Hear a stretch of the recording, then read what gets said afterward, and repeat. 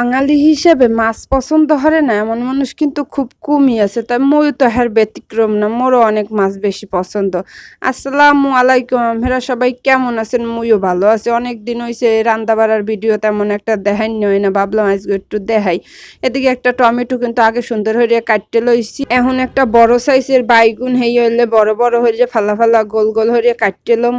তেলে বাইগুন ভাজা কিন্তু অনেক বেশি মজা লাগে। আর এইটা কিন্তু ওই সাদা বাইগুন, এই বাইগুনটা কিন্তু তেলে ভাজলে অনেক মিষ্টি মিষ্টি লাগে। মোদ্দার তো বাইগুন অনেক পছন্দ। আমরা কেরা কেরা গরম ভাতে বাইগুন পছন্দ হরে মোর কিন্তু কমেন্ট করে জানাইবেন। হেবা কিন্তু বাইগুনগুলা তেলে আগেই ভাজতে লইছিলাম, হেয়ার আমাকে ভিডিও ভিডিও ক্যামেরা অন করতেই মনে আসলে না।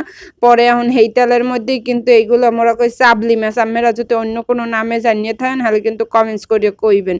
এই মাছগুলো খাইতে কিন্তু অনেক বেশি মজা লাগে, মোদ্দার তো অনেক বেশি ভালো লাগে। যারা এই মাছ না ভাজে খাইতে পারে হ্যাঁ কিন্তু আরো বেশি ভালো লাগে, কারণ এই মাছটা যদি না ভাজে হলে এই মাছের কিন্তু আলাদা একটা ঘ্রাণ আছে, হলে কিন্তু আরো বেশি ভালো লাগে। তো মুই মাছ না ভাজলে খাইতে পারি না, হইতে একটু ভাজিয়ে লইছি। এখন মোর মাছগুলো ভাজা হয়ে গেছে, সেইবার একটা কড়াইয়ের মধ্যে পরিমাণ মতো তেল আর হইলে পেঁয়াজ দিয়ে হেবে লাড়ি সেড়ে ভাজিয়ে নেবো। পেঁয়াজটা একটু হালকা ভাজতে হইবে, হেবে ভাজিয়ে হালকা এর মধ্যে পরিমাণ মতো পানি দিয়ে দেবো। এটা কিন্তু মশলা কষানোর লেগে পানি দিয়ে দিছি। এর মধ্যে কিন্তু মুই 2 চামচ পরিমাণ আদা রসুন বাটা দিয়ে দিছি, পরিমাণ মতো একটু নুন দিয়ে দিছি। এইবার এর মধ্যে 1 চামচ পরিমাণে হলুদের গুঁড়ো আর 2 চামচ পরিমাণে মরিচের গুঁড়ো দিয়ে দিছি। ঝাল যে যেরকমের খায় সেই রকমের দেবেন। মোরা একটু ঝাল বেশি খাই, সেইতে একটু বেশি দিয়ে দিছি। আর মশলা কষানোর সময় একটু পানি না দিলে কিন্তু মশলা পুড়ে যেতে পারে, এর লেগে কিন্তু মশলা কষানোর সময় সবসময় একটু পানি দিই, অনেকে আবার দেও না।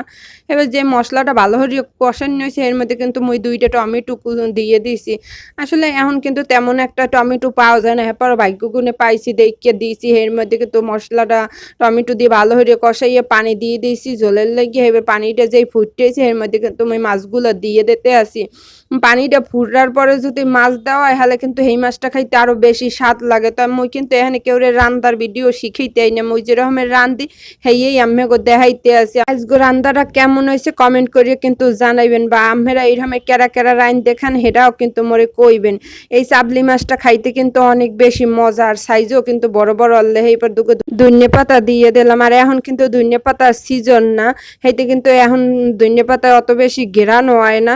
তা ঘরে যখন আনলে ভাবলাম দুটো দিয়ে দিই, খাইতে একটু ভালো লাগবে। হ্যাঁ, এই মাছের তরকারিটা কিন্তু বুনো বুনো হলেই বেশি মজা লাগে। তাই মোর পেস্টারে পারলে ফলো দিয়ে রাখবেন। সবাই ভালো থাকবেন, সুস্থ থাকবেন। আল্লাহ হাফেজ।